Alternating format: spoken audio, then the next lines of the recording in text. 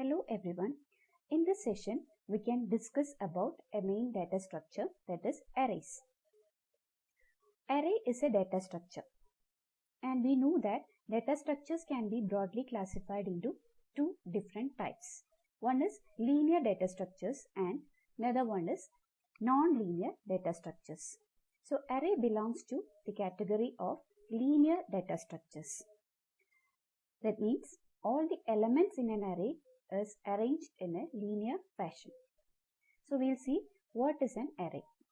An array is a data structure that stores a collection of elements of the same type. So we can say array is a collection of elements and it should contain elements of the same type. That is, if an array is holding different number of values, it should be of the same type.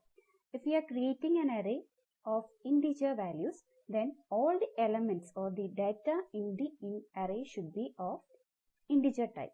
If we are creating an array of characters, then all the elements in that particular array should be character values. That is the meaning of having same type of values. So we said that it is a kind of linear data structures. Now we see why we need arrays. What is the purpose of using arrays? So we can understand this from the following example. So first of all, let us see. Let us take a value. We want to store a single value in memory. So in order to store a single value, we can use a single variable. So here we have made a declaration, that is int a is equal to 5. This is a C statement. Int a is equal to 5 means a is a variable of the type integer. That means a should have an integer value in it. So we know that a is used as an identifier. It can be a temporary memory location that we can refer. So here this might be the memory allocation of this particular variable. We have different memory locations here, like which is having addresses like 1000, 1002, 1004, 1006, 1008 and etc. So here we can see that suppose a is stored in a particular memory location, that is 1008. So here a is stored. So this particular memory location is storing a value 5. And if we want another value to be stored in a, what we will do? We can assign another value to this particular variable itself. That is, here we have made a statement int a is equal to 10. That means a is storing value 10 currently. So we have shown the arrangement here. That is, same memory locations are mentioned here. In the same memory location itself, we are identifying this particular memory location as a, and in this we can see 10 is the value stored. Before it was 5. So where is this 5 gone? 5 is overwritten by the value 10. We cannot assign, we cannot access the value of a as 5 now. That means already we have lost the value 5. So this is not a good practice. That is, if we are storing the values or if we are storing different values in the same variable, we cannot have the previously stored values. We lose them because the variable will be overwritten by the newer value. So this is not a good practice. Then what is the solution? So we can see another situation. That is, another way is to use different variables to store different values. If we have to store 10 values, then we can define 10 different variables to store all these 10 values. For example, if we want to store 2 different values, then we can take a variable a and store one value in that. We can take another variable b and store other value in b. So this arrangement is shown here. That is, a is having an arrangement and a is stored in the memory location 1008. So we have 5 in that particular address, and we use b, another variable, to store another value, that is 10, and this will be allocated. Suppose we assume that this particular value is allocated in the memory location 1002. So the disadvantage of this is we have to use a large number of variables in order to represent different values. That is, if we have 10 different values, we need to use 10 different variables. If we have 20 values to be stored, then we have to use 20 different variables. So this is also not a good practice. So the solution to this is we can use arrays. So array can be, according to the definition, we said that array is a collection of elements. So the advantage of using array is, in arrays we can store different number of elements of the same type in contiguous memory using the same variable name. So we do not need to use different variable names to store different values. If these values are of the same type, then we can store the same we can store different values using the same variable name. So an example is shown here. This is an array.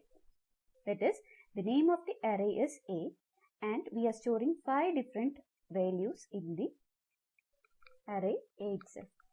And we can see that it is allocating. If we are defining an array, the memory location will be always contiguous. That means we can store different values in consecutive memory locations. Here we have specified the address. You can see here the first location, that is array A is having its memory location, starting address, base address. This is called the base address of the array. This is 1000, and next memory location will be 1002, because we are assuming that all the values stored in this particular array are of integer type. So according to the compiler used, it requires different space to store integer values. Normally, different compilers use different memory space to store integer values. Sometimes, according to the compiler, some compilers uses 2 bytes for storing integer values.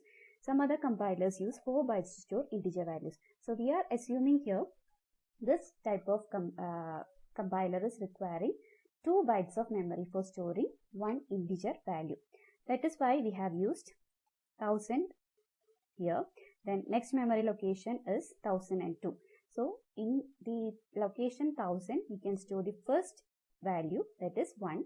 In next location, that is 1002, we can store the second value, third value in the next location. That means each number or each element in this array uses 2 bytes of memory. So this is the address of each memory location, and we in order to access these elements in the array, that is, in order to distinguish elements from one another, we use a concept called index or subscript. So we can identify each element. The first element will be represented as A at 0 or A of 0. The 0, 1, 2, 3 and 4 are known as indices or subscript. So index is always starting from 0, and there will be, if the number of elements in this array is n, here we have 5 elements. So the last element will be having an index 4, that is 5 minus 1. So this is how an array is represented. So the main advantage is that we can use the same name and same variable for storing different values. It should be noted that all the values should be of the same type. Okay. Now we'll move on to the declaration of array. How we can declare an array. So before going into declaration, we have to note one point. There are different types of arrays. We can have one-dimensional array, two-dimensional array, multi-dimensional array. So array can be of different types. In this session, we are focusing on one-dimensional arrays. And one-dimensional arrays are also known as linear array. So here we'll see how we can declare an array. So the syntax for declaring an array is, we have to specify the data type, that is what kind of variables we are going to store in that particular array. Then variable name. Variable name means array name. What is the name of the array? And the next field is size of the array. That is, we have to specify the size of the array, maximum size of the array. That is how many values are to be stored in this array at a maximum. Maximum we can store. What is the size of the array? What we are mentioning the size of the array, then that many elements can be stored in this array at a maximum. We can also store lesser number of elements, but at most we can store the size of the array. So some examples are shown here. Int a of 5, that is, this is the data type. Int means it is the data type of the array. Then a is the name of the array, and 5 is the maximum size of the array. That is, we can store maximum 5 elements in this particular array, and all the values should be of integer type. Then next one is another array that is of floating point type. That is, all the values in this array B should be of floating point values, and maximum we can store 5 different elements in this. Another example is char n of 10. Here this array n is the name of the array, and this array is of maximum size 10. Maximum 10 characters can be stored in this particular array, and all should be of character type. Now we'll see how to initialize an array, how we can add values to arrays, how we can store values in this array. So array initialization can be performed in two ways. One is at the time of declaration. We can initialize array values with during the time of declaration, that is at compile time.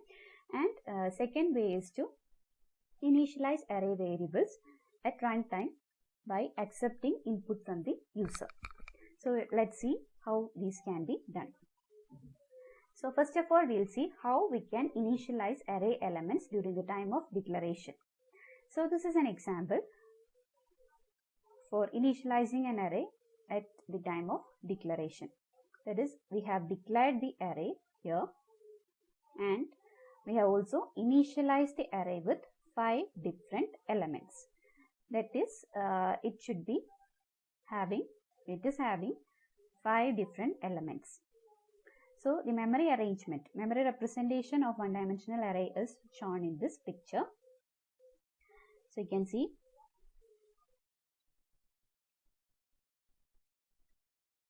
so here we can see different arrangement here. That is, 1000 is the base address, that is starting address, and this particular in this particular address the first element will be stored. First element of the array is represented using its index. A is the name of the array. A at 0 means first element in the array. That is, first element in the array is storing value 1. Second element is represented by A of 1, and it contains 10 as the element. Then third element is represented as A of 2, and it is having the value 6. And the addresses of each location is shown here. You can see that it is contiguous in arrangement. Contiguous arrangement is used here. Continuous memory locations are used for representing the next values of an array. So this array is having 5 elements, and maximum size of the array is declared during the time of initialization, and we can store only up to 5 elements in this particular array. Second example, also this is also a valid declaration and initialization of array. Here we have defined the array as an integer type with maximum 5 elements, but we have initialized only 2 elements in this particular array. But this is also a valid initialization, because we can initialize the array with maximum 5 elements. That is, maximum elements that can be stored in this particular element array is 5. We can also store lesser elements in a particular array. Then this arrangement, how we will store this in memory. The second example is stored in memory in this way. That is, we are storing the first element at A of 0, that is base address 1000 location. Then next element A of 1 is stored in the next location, that is 1002. And the next 3 elements, we have not initialized them here. That is why it is by default initialized with the value 0.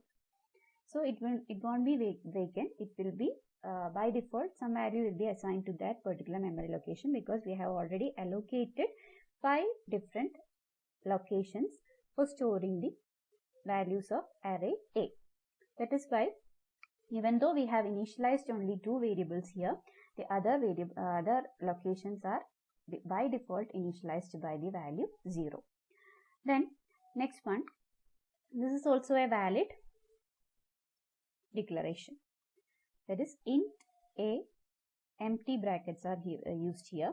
That means we are not specifying the size here, but as we are initializing it with 2 values, the size of the array will be by default 2. It will be having only 2 elements and memory will be allocated to only 2 elements. That is the third case. So these all are valid type of declaration and initialization.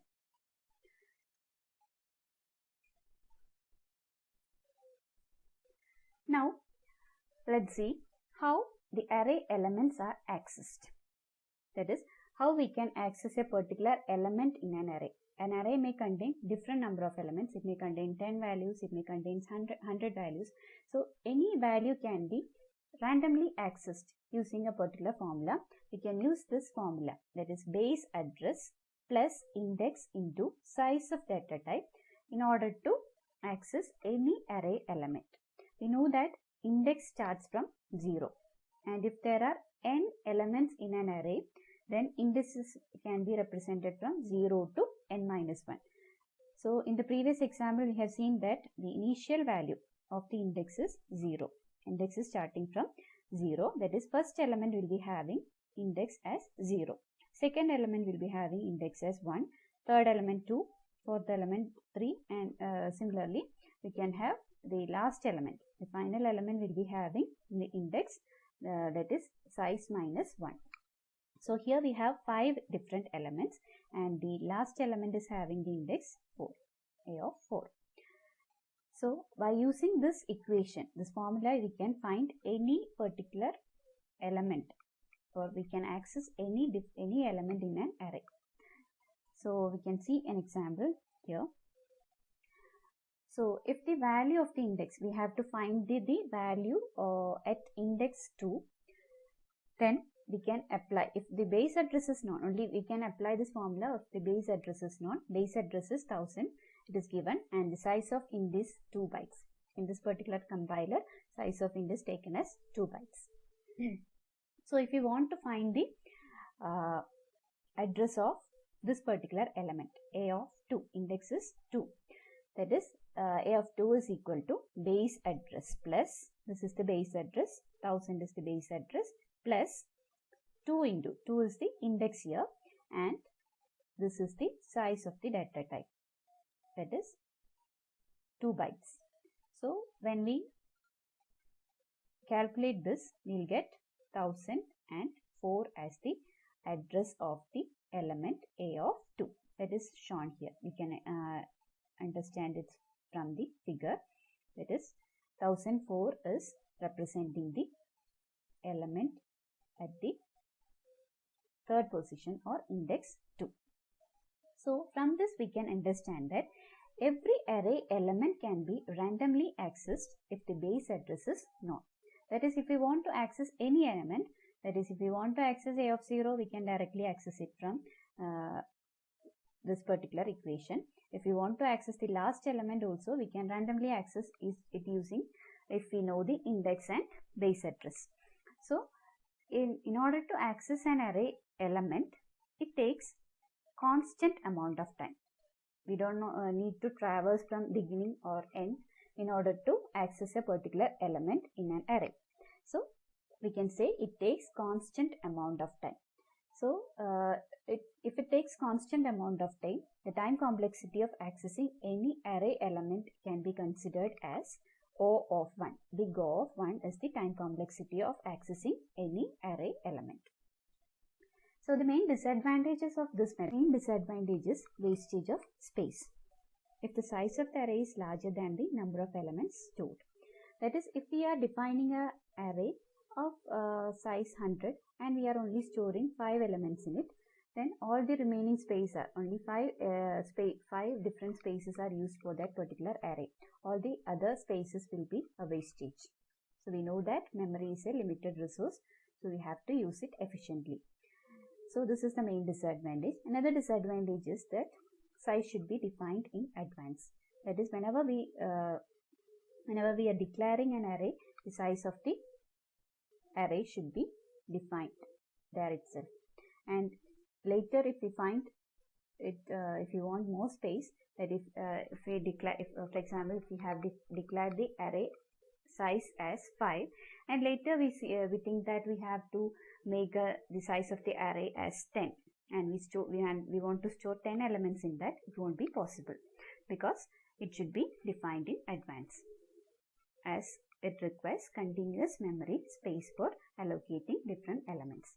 So these are the disadvantages of initialization at the time of declaration. The second method is initializing the array variables at runtime. That is, by taking input from the user and assigning values to it. So in order to initialize values of array at runtime, we use standard functions like scanf, getThis, getChar, etc. That is, input functions are used to retrieve input from the user. So these are the methods. So these are the things that we have discussed in this session.